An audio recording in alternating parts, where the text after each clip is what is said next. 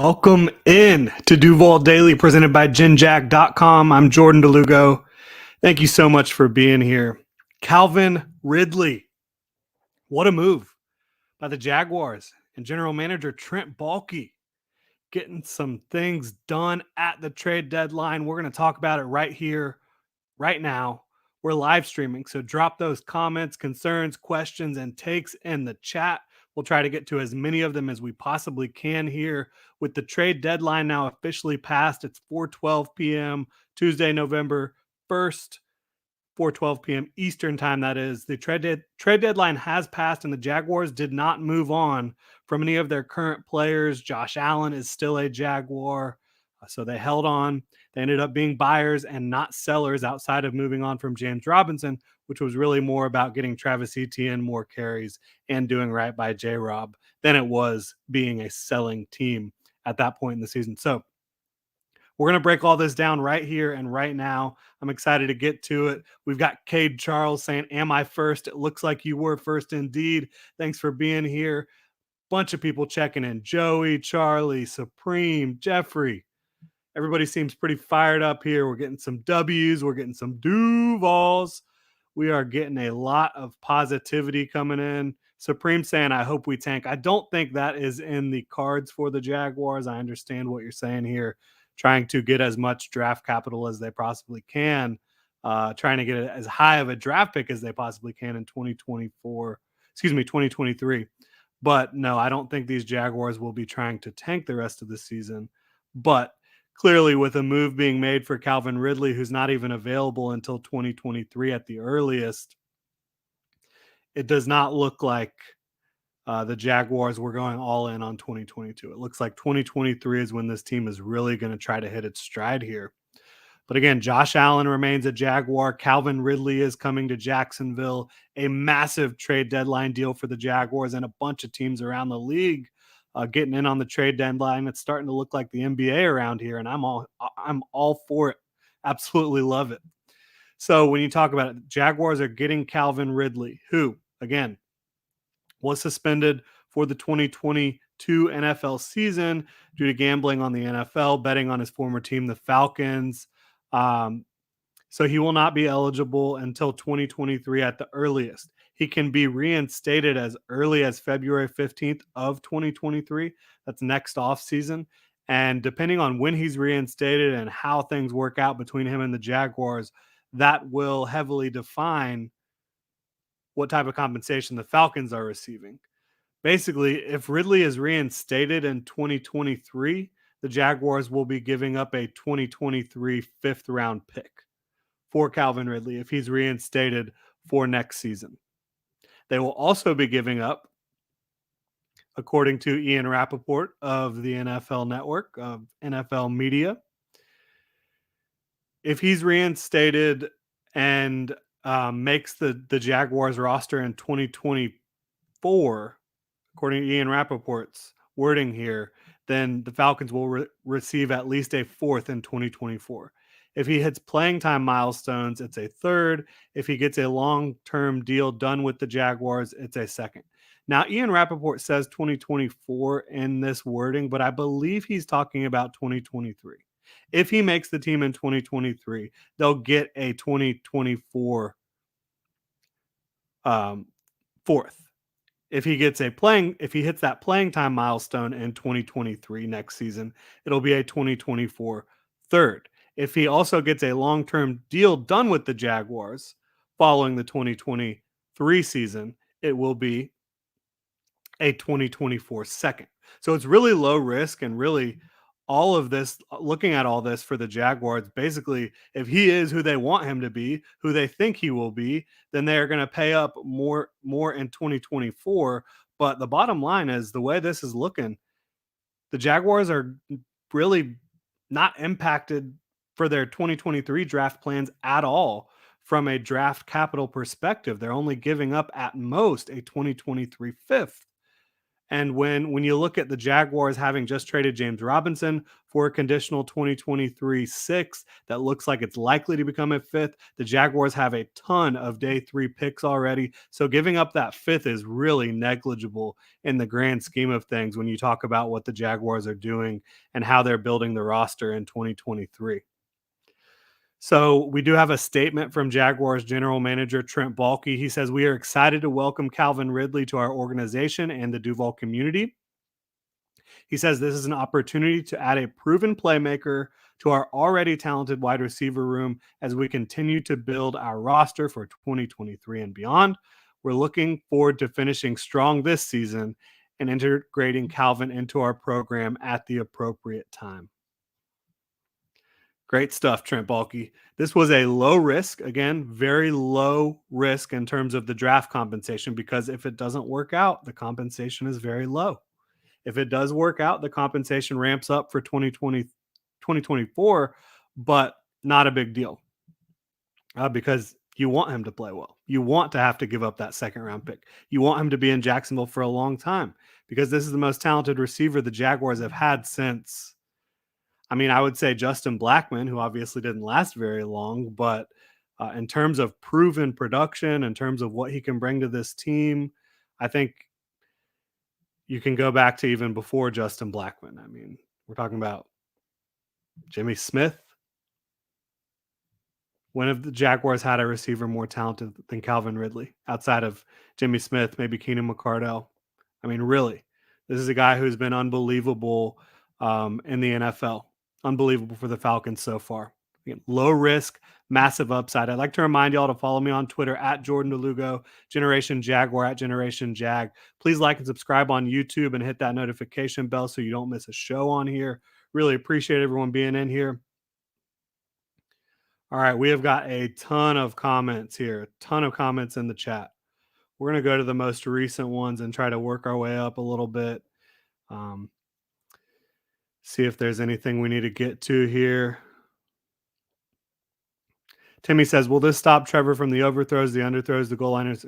I understand. The Jaguars and Trevor Lawrence, you name the Jaguar, they have had a lot of mistakes this year. Too many mistakes, and they've got to get it tightened up. But I don't think right now is really a time to harp on that too much with Calvin Ridley coming in here. So look, Calvin Ridley, outside receiver who can pretty much do everything you would want from a starting receiver in this league. He's 6'1", he's 190 pounds, so he's not huge, right? But 6'1", he's got the size to hold up on the outside without question, in my opinion. You've seen it during his time in the league so far. He has route running ability. He might be one of the top 5 route runners at the position in the league right now. He has speed, he has quickness, he has hands. Very, very talented football player, very talented receiver. He can get open down the field. He was leading the NFL in 20-plus yard targets down the field in 2020. And once he gets the ball, and even before he gets the ball, when he's running routes, he will snatch ankles. It's a lot of fun to watch this guy play football. Um, we've got Robert asking about his salary for next season, which we can pull up here. I would not be surprised if the Jaguars end up restructuring this thing pretty quickly if it ends up looking good, but we can look up his salary here real quick for everyone. He is still on his rookie deal through 2023 as a former first round pick who was drafted in 2019. But yeah, we'll pull up that contract for y'all. It's not a huge deal. It's not a huge number next year. In 2023, his cap hit is 11.16 million. So for the type of player you're getting, that's an extremely low number. Brandon says, "I've seen a Photoshop pic of him wearing number 8. Yeah, I don't think he's going to be allowed to wear number 8, but 18 is available, and that's the number he's been wearing since entering the NFL. Matt Jones says, "Player comp to Calvin Ridley is Marvin Harrison if he's mentally stable and in football shape." Yeah, I don't think there's any reason right now to believe that he's not in football shape and that he's not mentally stable. So I wouldn't worry too much about that at this point. He has already tweeted out that he's fired up to get to Duval, and he's excited, and I think he should be. He's going to get a fresh start. Trevor Lawrence is going to get a brand new toy to work with here to play with. It's exciting, and again, he does everything you could want from a starting outside receiver. He has scored 26 touchdowns and 3,000 yards in his first 3 seasons in the league before being suspended in 2021. Again, 26 touchdowns and over 3,000 yards in 3 seasons. The Jaguars have never had that type of production from a receiver again, dating all the way back to Jimmy Smith. Um, Now you've got Calvin Ridley. He is the 1A. He is the one. And of course, not going to play in 2022. He's suspended until 2023 at least. The Jaguars are hoping they'll be able to get him back early on next offseason. Again, he can be reinstated February 15th of 2023 is when he'll be eligible for reinstatement. So yeah, he's the 1A now.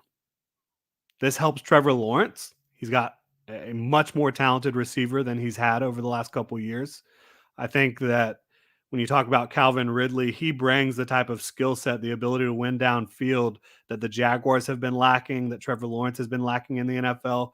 He's not that big body like a T. Higgins or Justin Ross, but he can do some of the things and run some of the routes and give you some of the things that those two players do just based on his skill set. So now it helps Trevor, helps Christian Kirk, who is not as focused on from a defensive standpoint, helps Zay Jones, helps Marvin Jones for the remainder of the season. It helps everyone. It should, uh, well, it's not going to help Marvin Jones, excuse me. Marvin Jones, I meant to say, he has an expiring contract after the 2022 season. And so it looks like the Jaguars are probably going to be moving on from the 33-year-old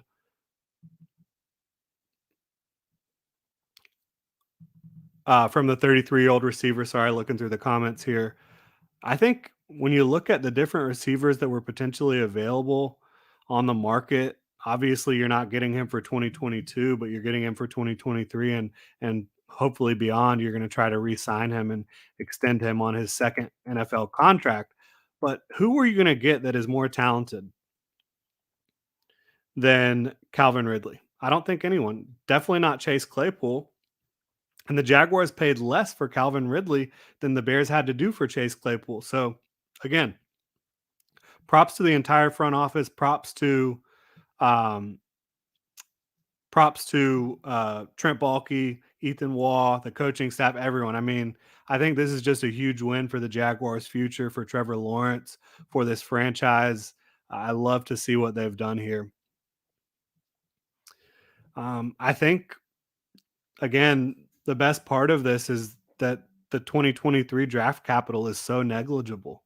They're still going to have all their major picks. They might lose the fifth at most, but that fifth doesn't really have that much of an impact because they just traded away James Robinson, who's probably going to end up being or getting you a fifth round pick in return. So it's really not going to be an issue. All right. I'm going to roll through a few more of my notes here. And then we'll get into more comments. If for whatever reason it doesn't work out for the Jags and for Calvin Ridley, the most they'll give up if he doesn't end up playing here is a 2023 6 and a 2024 day 3 pick. So negligible. If it doesn't work out, it's really it's a move where there's pretty much no risk and just all reward. Pretty crazy. Again, good for Trent Baalke being proactive here. He knows he's not good at drafting wide receivers. He knows that the Jaguars need a wide receiver one for Trevor Lawrence, and then getting creative, right? Going after a player whose value is at an all-time low, a player that I don't think the Falcons really had future plans with, and being able to secure that type of player who he doesn't have like a terribly negative injury history. He's not like got these crazy off-field issues. He just bet on his team, which was stupid, but he knows he can't do that anymore. So I'm not really worried about it. Looks like a big win at the deadline for the Jaguars. Won't help in 2022, but 2023, that's when the Jaguars look like they're starting to push all their chips into the middle, have a real chance at getting things cooking and competing for the playoffs, competing for the division, and maybe making a splash. Wild, wild day of trades in the NFL. Duval, you should be fired up to get Christian Kirk in here. There's no doubt about that. All right, we'll get into some comments now. And we have got plenty to roll through. Supreme 732 takes the cake for most comments, I think, here. But we're going to get into some of these. A lot of people are still talking about Quentin Johnston, who is going to be likely a first-round pick wide receiver out of TCU. He would certainly, if and the fact that they went and did this for Calvin Ridley does make me think they're probably not going to go wide receiver in round one. Trent Baalke's never hit on a wide receiver in the NFL draft. So I really don't see them going there, but I love Quentin Johnston. And I think if you paired Quentin Johnston with Calvin Ridley and Christian Kirk and then Zay Jones as your 4, you might have one of the best wide receiver cores in football. Quentin Johnston is another guy that can get vertical. He's 6'4". I think he's 215 pounds. He's incredibly quick and fast for that size, for a big football player, for a big receiver.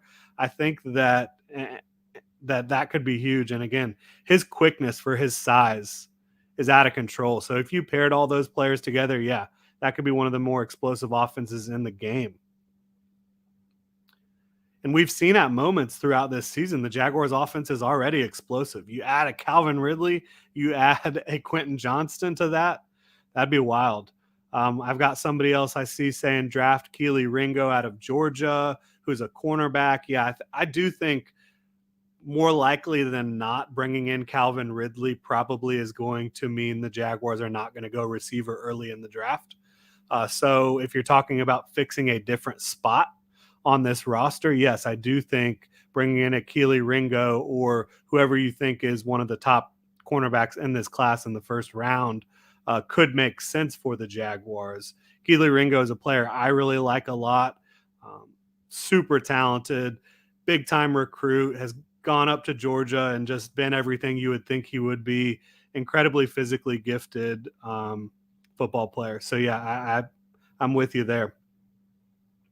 Jeffrey says Jalen Carter. Yeah, Jalen Carter is the big Georgia interior defensive lineman who looks like he could really be that pocket pusher, that guy who can create interior penetration and really help out Josh Allen and Trayvon Walker get more pressure on that quarterback. So, yeah, I see that for sure. I could see Jalen Carter. And again, right now the Jaguars would draft, is it 6th overall or 5th overall?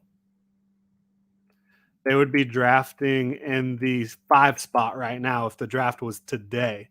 So you could be looking at Jalen Carter being available, Quentin Johnston, Keely Ringo. All those players could be available. It's Gorilla says, should have traded Josh Allen, but besides that, I really like the Ridley move. Yeah, I disagree. I don't think the Jaguars should have traded Josh Allen. I've talked about it on here quite a bit, talked about it on Twitter. I think Josh Allen is the type of player that you continue to build around on the defensive side of the ball. He's among the league leaders in pressures and quarterback hits. He's a really good run defender. He's good in coverage. He fits this scheme perfectly. I think it's pretty awesome. Daniel says 3 videos in one day. I believe this is only the second video of the day. I could be confused, but it has been a whirlwind of a day. I think it's only been 2 videos, but appreciate y'all being here. Brandon says, did you see oh yeah, I already saw that one again. He did post a picture of him photoshopped in a Jaguars uniform. Calvin Ridley did with the number 8, but I doubt he's going to be able to wear that due to Mark Brunell. Andrew Heyer, one of my good buddies, is checking in. Let's go. All right, what else do we have? Toby says he was at the London game. That's awesome. Sorry it didn't go as planned there at the end. Sean said, finally, he's a number 1. Now we can take Michael Mayer with our first pick. And in 2023, that's Etienne, Kirk, Mayer, and Ridley. That's a legit skill group. Yeah, it is. And I don't know if the Jaguars will go take Notre Dame tight end Michael Mayer in the first round. I think drafting a tight end that early in the draft always comes with a lot of built-in risk. That position is hard to get early production out of. And I just don't know that the Jaguars would go there, but certainly I think they could and should. They're going to have to be in the market for a tight end next offseason, right? Evan Ingram, Dan Arnold, Chris Manhertz, they are all on expiring contracts this year. So, yeah, they're going to need to go add some tight ends. I'm with you there. Matt says, why? He's done. Probably out of shape and will just get injured. I think that's a huge assumption. Last time we saw him on the football field, which, was about a year ago, he still looked like one of the top receivers in the game.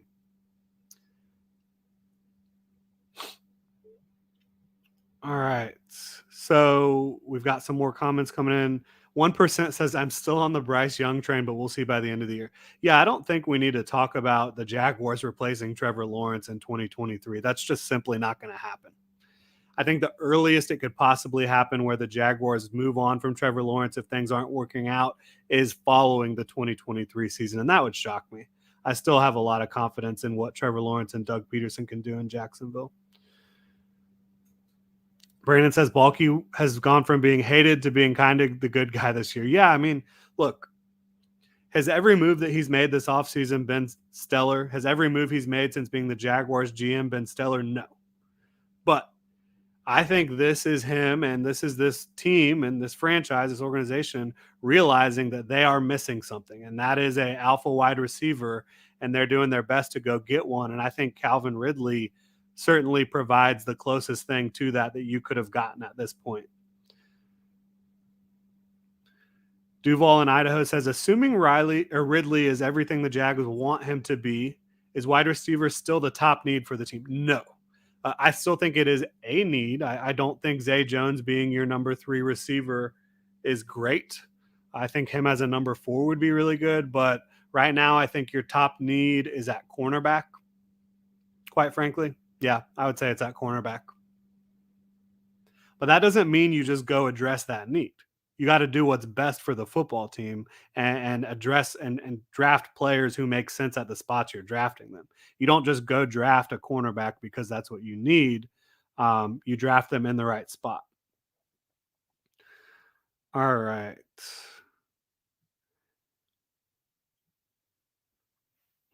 Matt Jones says Jaguars have the all-star problem receivers: Calvin Ridley, Justin Blackman, RJ Sauer, Matt Jones. Yeah. Yeah, they have had a checkered past with receivers. You can even throw Jimmy Smith in there. All right. Elevate says, I'd still be down to draft a wide receiver with our first round pick. Yeah, we've talked about that. I'm not sure that that's going to happen. Kate says, Lawrence isn't incubating. He will be fine. I agree. I think he'll be fine as well. He does so many of the hard things, so many of the difficult things really well right now in terms of like pocket presence, reading the field, and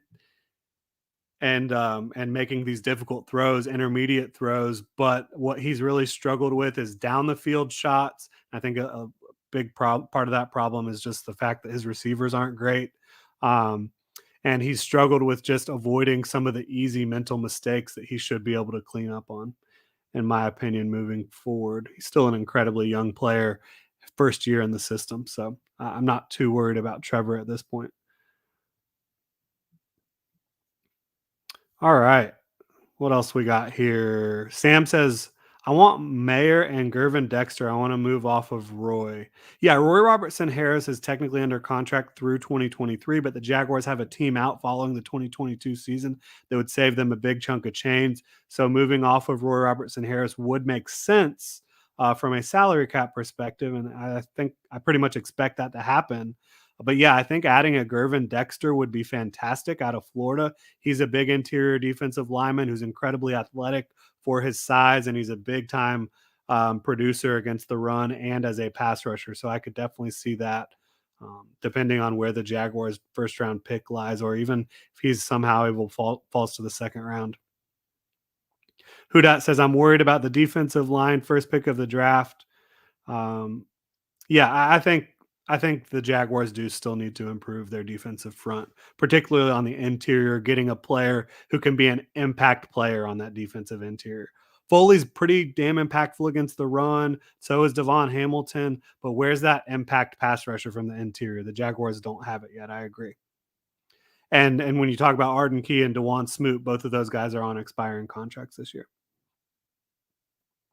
D1 Heat says, I think we'll pick around 10 to 15, maybe 20 if we magically somehow win more games. I do not think they're going to be picking at 20, but yeah, we'll see how that plays out. I think it's pretty hard to predict how the rest of the Jaguars season will go.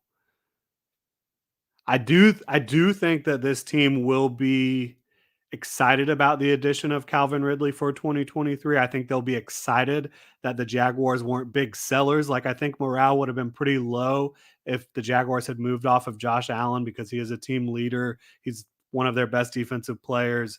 I think that morale and confidence will be high moving in to this next portion of the season at 2-6, but I don't think the Jaguars are going to go on some magical run here. I think they'll be competitive. I think they'll win hopefully a couple more games, but we'll see how it all plays out. Sam says then you need to find a replacement for Rayshon in the third. Yeah, he's on a similar boat with Roy Robertson Harrison, Shaquille Griffin. All three of those players signed prior to 2021. All three of those players have team outs in their contract following the 2022 season. And all three of them are probably more expensive than what they're worth. And you just want to clear some cap space. So I would guess that all three will be gone. It's possible that maybe one of them, maybe Rayshon Jenkins, they restructure his deal and make it cheaper for the team in 2023 and keep him around because he has done some good things. I still don't think he's super consistent, but Rayshon Jenkins, he's impressed me overall in 2022. How tall is he? Are we talking about Calvin Ridley? He's 6'1", a buck 90. Not a huge receiver, but he's got enough length to compete on the outside. And he's just a magnificent route runner. Timmy says, can we for once get a free agent that comes here and dominate? Yeah, it's hard to do that. Usually free agents do not come in and dominate, but yes, the Jaguars have been able to do that in the past with Calais Campbell. All right.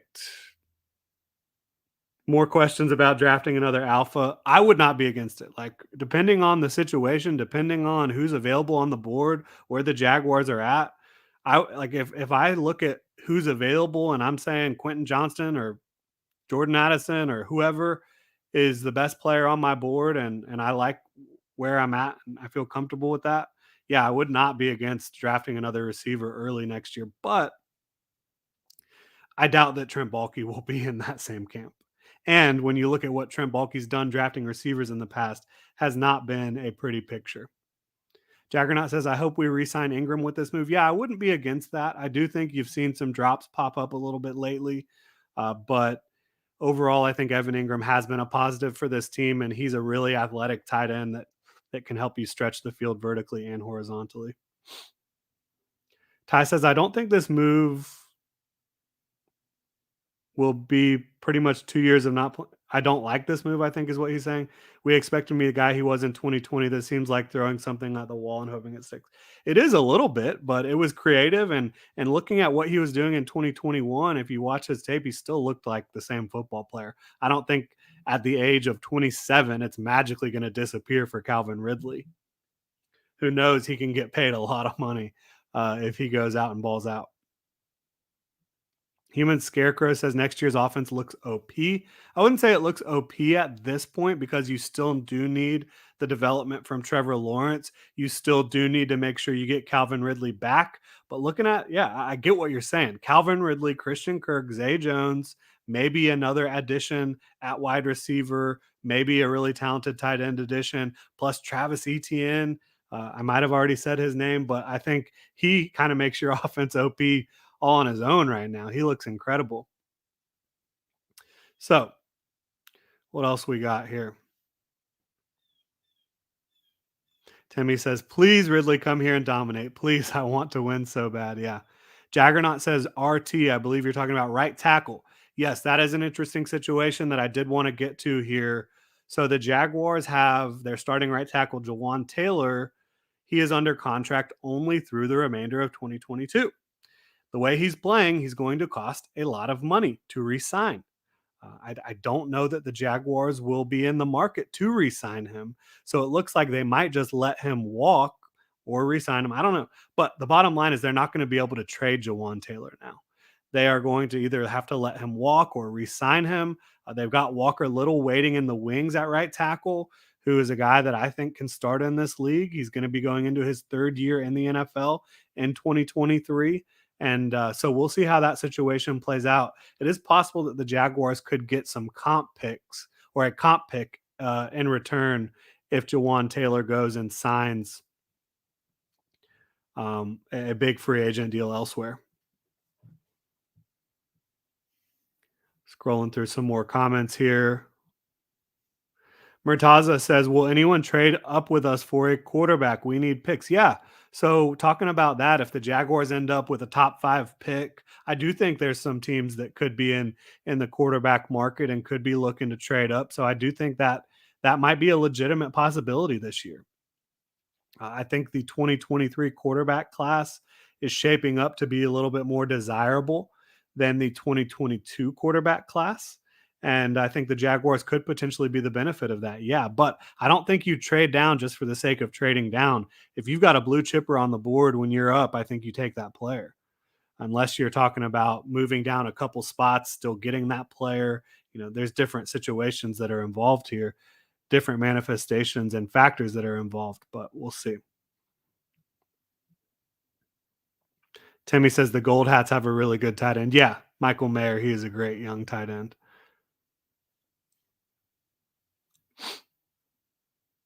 1% says, why not get a baller on a rookie contract? It's not about Christian. He's the slot receiver. Not sure what that means exactly. Legend says, even with his track record of drafting wide receivers, I still think Johnston is the right move. Yeah, I agree. I love Quentin Johnston. I would love for him to be in teal.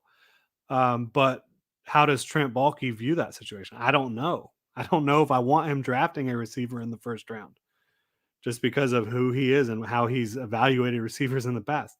I don't know. But yes, if they drafted Quentin Johnston, I'd be fired up about it. Matt says we need to tank for the number 1 overall pick because teams will want to trade up for CJ, Bryce, Hendon. Yeah. I don't think Hendon Hooker is going to go that high in the draft personally. But Blizz Tendo says Johnston. Johnston who? It is Quentin Johnston out of TCU. He's a massive receiver who has great hands, big playability, good speed down the field, and he's really quick for his size. So I think that could be he's a good route runner for his size. Twitchy. You don't really see people as big as him, receivers as big as him that are as twitchy as he is. Yeah, we've got people saying cornerback is needed. I agree with you there. Tyson Campbell across from him, you desperately need a cornerback. I think Darius Williams can definitely continue to play in the slot, or you could move him outside. Either way, you need another cornerback or multiple more cornerbacks to really solidify that group. Brandon says, do you think we will re-sign Evan Ingram and let Dan Arnold walk? I have no clue. Because what is Evan Ingram going to cost for another year? I just don't know how that's going to play out, how they're going to address the tight end position. I would not be surprised if they bring Evan Ingram back, though. I think that would be a lot more likely than bringing Dan Arnold back. They clearly like Evan Ingram a lot more than Arnold based on their usage. 1% said second round grab Porter, don't rush. Yeah, talking about Joey Porter Jr. He's a really good player as well. Cornerback out of Penn State. I don't know that he'll be there in the second round right now. A lot of mocks have him lasting until the second round, but we'll have to see how that plays out.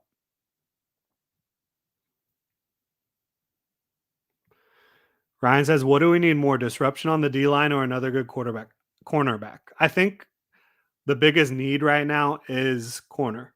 I do think you need more disruption up front, but I think the cornerback play is far worse than the defensive line play. Far, far worse. Outside of Tyson Campbell. And Darius Williams has been a little up and down, but he's had some really nice moments as well.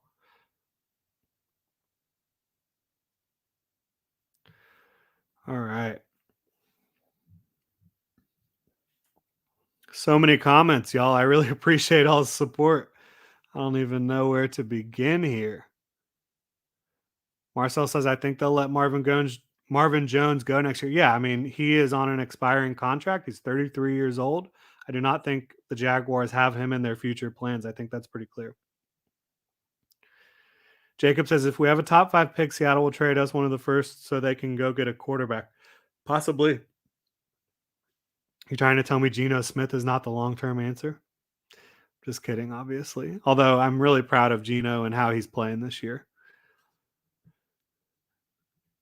Rain says thoughts on Cisco. I think Cisco has been a little up and down in his second year and, of course, his first year starting, but that's kind of to be expected with young players. But he certainly has all the skills and ability in the world to be a really impactful safety in this league, but he does need to improve. He needs to play better in year 3. Blitz Tendo says, a few weeks ago, we were big on Trevor. Our barely 23-year-old quarterback goes against one of the best defenses in the NFL, and we're ready for his head show. I agree. I think that Jaguars fans who want to get rid of Trevor Lawrence or move on, I think it's pump the brakes, y'all. Jesus King says, I'd be okay with Josh Allen staying if he has a medium contract. He hasn't done anything since his rookie season here. That's not true. He's been their best pass rusher the entire time he's been here. He's been a consistent run defender, and he's been a team leader, and he's really good in coverage as well, dropping. So I don't agree with that at all. All right, that is going to do it for the comment section. I'm going to go ahead and wrap this thing up here. Have had a lot of fun. Again, this is a really exciting time if you're a Jacksonville Jaguars fan. Calvin Ridley is heading to Jacksonville. This is a player who in his first 3 years in the league prior to getting suspended in 2021, he racked up 26 touchdowns and 3,000 yards plus in 3 seasons. And he's a guy that is a great route runner, has great hands, great speed and quickness, can get open down the field. He is now the 1A in Duval for your Jacksonville Jaguars. Bumps Christian Kirk down the depth chart, bumps Zay Jones down. This is really a great move for the Jaguars in 2023. And again, will not play in 2022 for the Jaguars. Will be eligible for reinstatement February 15th, 2023. Hopefully, if all things go to plan, he will be reinstated shortly thereafter that, and you will see him, catching passes from Trevor Lawrence in 2023. Steve Boston with a quick super chat. Thank you so much for the super chat, Steve. He says, so cornerback Ringo, Cam Smith, or Eli Ricks for 2023? I probably lean towards Keely Ringo, although I know Cam Smith is really highly regarded. I have not watched him yet. I have watched Eli Ricks. I don't have Eli Ricks in that tier of player yet for him to be a first-round pick. He has all the physical talent in the world. He's had to get himself right at Alabama, really kind of figure out what he's doing in that system. And that Nick Saban defense. But so, yeah, I would be looking at Ringo or Smith if you're talking about one of those 3 cornerbacks in the first round, certainly. Yeah, so that's going to wrap up the chat section. Just wanted to wrap this up and go over some of the key points again. He's 6'1", 190, 27 years old. He'll be 28 years old next year. The Jaguars will need to re-up with him on that contract. His contract expires after the 2023 season. So if he comes in, he works hard, he looks like the player you think he is, I think you extend him as soon as you possibly can, get him locked up for a long time to be catching passes from Trevor Lawrence. He is a legit outside number 1 receiver. The Jaguars have not had the likes of him, of his talent level, really since Jimmy Smith. And I'm not saying he's as good as Jimmy Smith was. I would never say that at this point in Calvin Ridley's career, but I am saying he's the best receiver they've had, the most proven receiver they've had since Jimmy Smith, and that's a huge, huge deal. Low risk, high reward, creative move for Trent Baalke. I'm excited for the Jaguars. I'm excited for Jaguars fans, and just fired up for 2023 to get here so you can see Calvin Ridley out on the field. But Jaguars still have pretty much half of the 2022 season remaining to try to get things going back in the right direction, try to win some of these close games that they've been losing so commonly in 2022.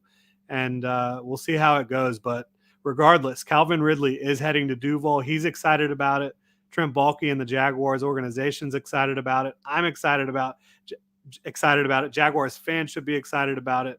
And I think this was probably the blockbuster of the day outside of Bradley Chubb.